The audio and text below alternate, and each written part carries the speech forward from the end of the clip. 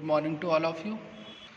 Last video explanation में हम लोगों ने हमारे जो इंटर हेलोजन कंपाउंड्स होते हैं यानी कि अंतर हेलोजन यौगिक होते हैं, इनके गुण और इनकी कुछ प्रॉपर्टीज़ तथा मेथड ऑफ प्रिपरेशन यानी कि निर्माण विधियाँ, इसके बारे में पढ़ा था। आज हम पढ़ने जा रहे हैं एक बहुत important topic related to inter halogen compounds यानी कि अंतर हेलोजन यौगिकों से जुड़ा हुआ एक बहुत महत्वपूर्ण यह हमारा टॉपिक है, जिसका नाम है structures of inter halogen compounds यानी कि अंतर हेलोजन यौगिकों की संरचना। तो जैसा कि मैंने आपको बताया है कि जो हमारे हेलोजन कंपाउंड्स होते हैं, इनका जो शेल कॉन्फ़िगरेशन होता है, आउटर मोस्ट शेल का जो कॉन्फ़िगरेशन है, बाह्यतम कोश का जो विन्यासीकरण होता है वो होता है NS2NP5। यहाँ पर मैं लिखता हूँ NS2NP5, यानी कि बाह्यतम कोश में इनके पास 7 इलेक्ट्रॉन पाए जाते हैं। तो फ्लोरीन को छोड़ करके, एक्सेप्ट फ्लोरीन को छोड़ करके बाकी जितने भी होते हैं, क्लोरीन, ब्रोमीन, आयोडीन, इन सब के आउटर मोस्ट शेल में डी सब शेल पाई जाती है, जो कि खाली होती है, वैकेंट डी सब शेल पाई जाती है। और इस वजह से जो क्लोरीन है, ब्रोमीन है, आयोडीन है, ये सब क्या है, फ्लोरीन के साथ जुड़कर तथा आपस में जुड़ करके इंटर हेलोजन कंपाउंड्स बनाते हैं, यानी कि अंतर हेलोजन यौगिक बनाते हैं। अब ये जो इंटर हेलोजन कंपाउंड्स होते हैं, इनका स्ट्रक्चर कैसा होता है, किस तरह से ये एक दूसरे से बॉन्डिंग करते हैं, किस तरह से जुड़ते हैं, ये हम लोगों को इस टॉपिक में समझना है। तो मैं सबसे पहले आपको ध्यान दिलाता हूँ कि हम लोगों ने 4 तरह के इंटर हेलोजन कंपाउंड्स पढ़े थे। पहला था AX टाइप का, दूसरा था AX3 टाइप का, तीसरा था AX5 टाइप का और चौथा था AX7 टाइप का। ये जो AX, AX3, AX5, AX7 type के हमारे कंपाउंड्स बनते हैं, ये डिपेंड करता है कि हमारे पास अनपेयर्ड इलेक्ट्रॉन्स कितने हैं। और यहाँ पर एक बात और क्लियर करता हुआ चलूँ, जो ये AX में जो A होता है ये भी हेलोजन है और X भी हेलोजन है, लेकिन A जो होगा ये आपका वो हेलोजन होता है जिसका साइज़ बड़ा होता है और X वो है जिसका साइज़ क्या होता है, छोटा होता है। तो ये A होगा यहाँ पर लार्ज साइज़ और जो X होगा वो होगा स्मॉल साइज़, याद रखिएगा। तो ये बड़ा वाला आयन है हमारा, छोटा वाला है। अब देखिए इसमें स्ट्रक्चर किस तरह से बनते हैं। तो सबसे पहले A के एक स्पीसीज से X की एक स्पीसीज, मतलब A के एक एटम से X का एक एटम जुड़ रहा है। यहाँ पर साइज़ A का बड़ा होगा, X का छोटा होगा। तो यहाँ पर हमने A का इलेक्ट्रॉनिक कन्फिग्रेशन लिखा। तो जनरल इलेक्ट्रॉनिक कन्फिग्रेशन यानी कि सामान्य जो इनका विन्यासीकरण है वो क्या होता है, NS2NP5ND0। तो ये हमने NS2NP5ND0 बना लिया। अब स्टार्टिंग में पहले ही इसके पास क्या, एक अनपेयर्ड इलेक्ट्रॉन है। तो एक अनपेयर्ड इलेक्ट्रॉन यहाँ पर होता है। ऑक्टेट कंप्लीट करने के लिए इसको एक इलेक्ट्रॉन की आवश्यकता होती है।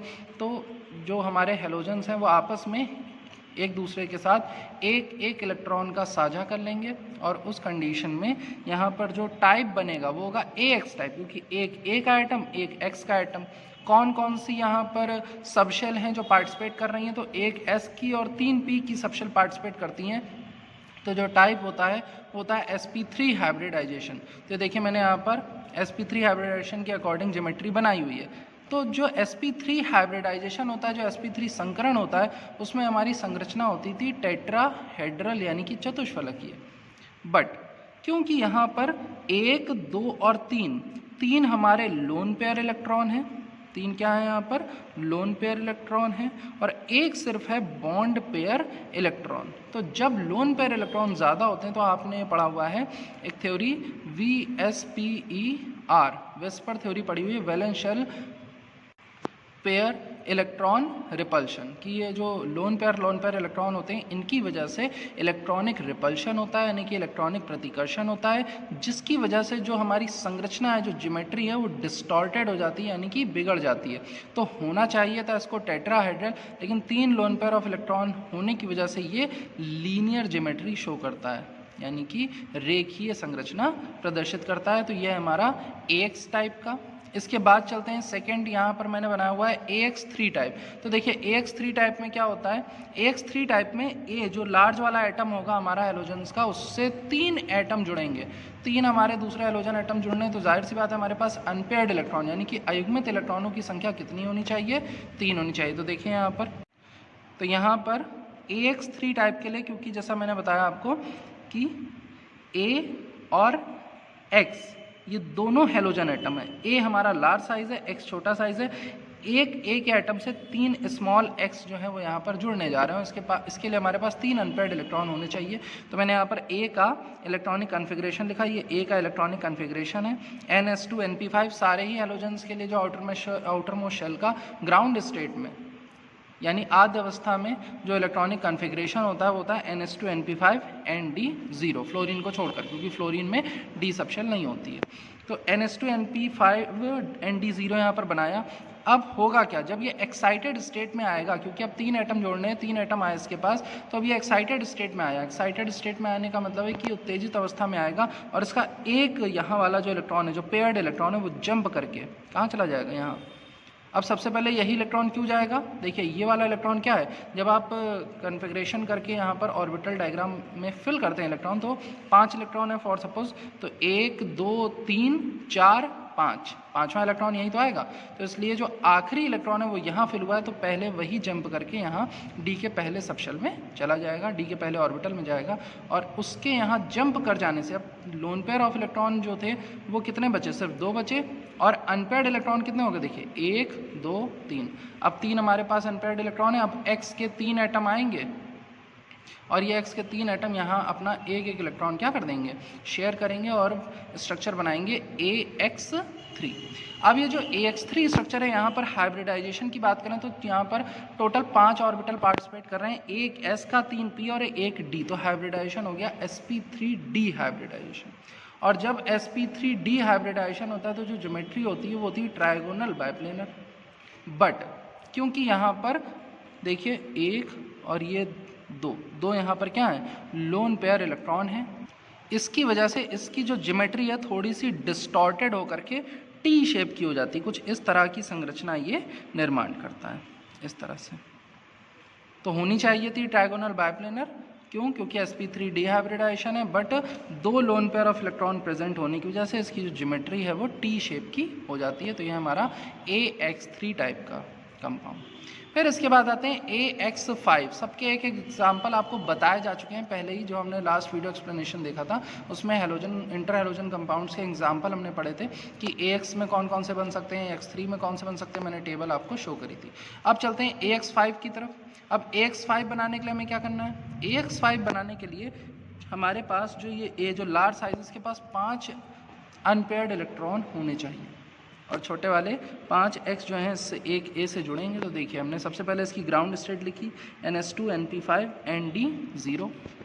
तो अब क्या होगा, 5 अनपेयर्ड इलेक्ट्रॉन के लिए सबसे पहले यहाँ का एक इलेक्ट्रॉन जो 5वां इलेक्ट्रॉन है वो जंप करके इस ऑर्बिटल में जाएगा, और जो चौथा इलेक्ट्रॉन हमने भरा वो जंप करके इस दूसरे ऑर्बिटल में जाएगा। तो कन्फिग्रेशन क्या आ जाएगा, यहाँ पर 2 इलेक्ट्रॉन है, यहाँ तीनों में एक एक इलेक्ट्रॉन, यहाँ दोनों में एक एक इलेक्ट्रॉन।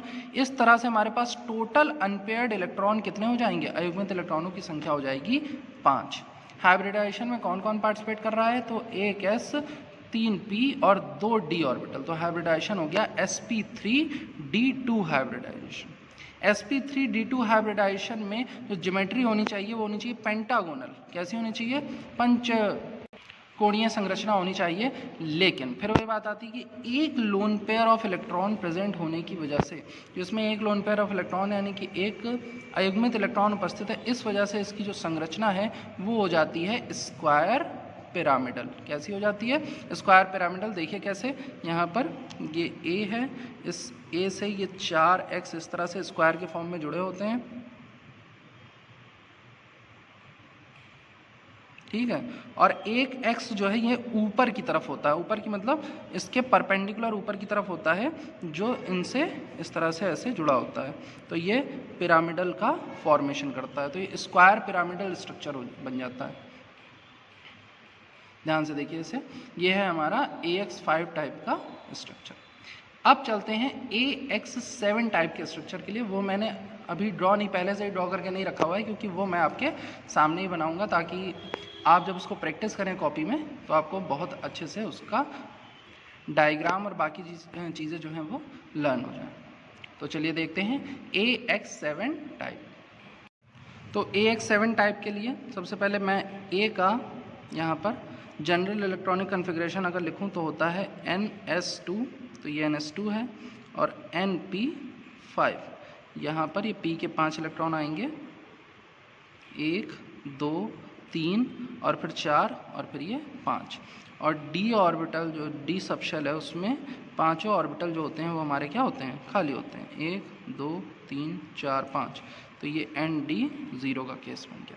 ये है हमारी ग्राउंड स्टेट यानी कि आद्य अवस्था।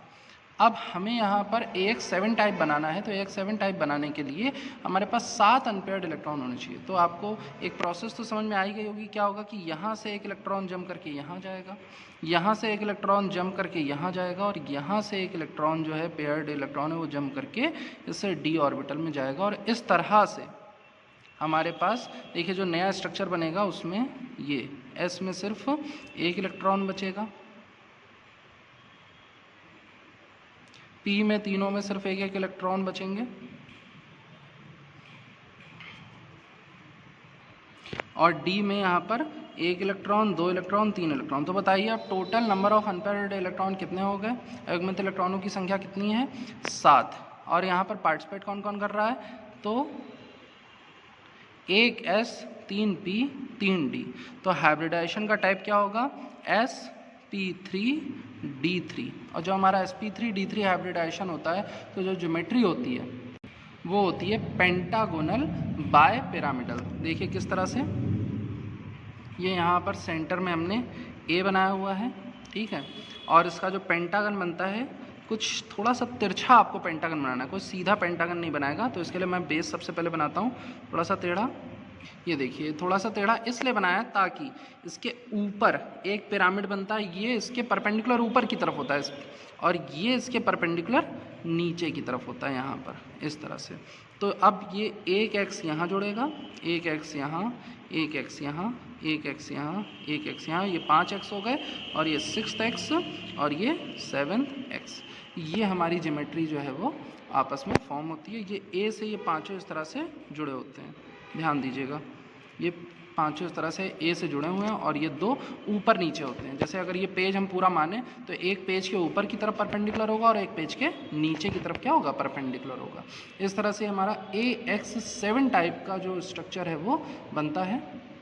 ये है हमारे चारों structure, AX type, AX3 type, AX5 type और AX7 type inter halogen compounds के स्ट्रक्चर। सबसे पहली चीज़ हमको इसमें जो समझनी है वो यही समझनी है कि जो A है वो हमारा लार्ज साइज एटम होता है और जो X है वो स्मॉल साइज एटम होगा। मतलब एक लार्ज और एक स्मॉल एटम अगर आपस में कंबाइंड हो रहे हैं तो AX टाइप होगा। एक लार्ज साइज के साथ अगर 3 स्मॉल टाइप के आपस में कंबाइंड हो रहे हैं तो AX3 टाइप होगा। एक लार्ज A के साथ 5 अगर स्मॉल टाइप X कनेक्ट हो रहे हैं तो AX5 होगा। और एक A के साथ 7 जो है मैक्सिमम, क्योंकि 7 ही ऐड हो सकते हैं यहाँ पर 1 3 5 7 मैक्सिमम 7 क्यों हो सकते हैं, क्योंकि हमारे जो हैलोजन होते हैं उनके आउटर मोस्ट शेल में जो मैक्सिमम इलेक्ट्रॉन्स होते हैं वो कितने होते हैं, 7 इलेक्ट्रॉन्स होते हैं। और इस वजह से ये केवल AX7 टाइप तक के इंटर हैलोजन कंपाउंड्स का फॉर्मेशन करता है। यहाँ पर आपको एक बात ये बता दूँ कि जैसे क्लोरीन और क्लोरीन है, ये आपस में अगर बॉन्ड बना रहे हैं और क्लोरीन और फ्लोरीन आपस में बॉन्ड बना रहे हैं, तो इन दोनों में से जो ये वाला बॉन्ड होता है ये थोड़ा सा ज़्यादा रिएक्टिव होता है, ज़्यादा क्रियाशील होता है in comparison to chlorine and chlorine bond. उसका रीज़न मैंने आपको लास्ट टर्न पे बताया था। जिसने भी लास्ट वीडियो एक्सप्लेनेशन नहीं देखा बेटा ज़रूर देखो, क्योंकि वो इम्पॉर्टेंट है। ओके, तो ये आप इसको अच्छे से प्रैक्टिस करिए इस स्ट्रक्चर को, और इसमें अगर कोई प्रॉब्लम आती है तो आप पूछिए।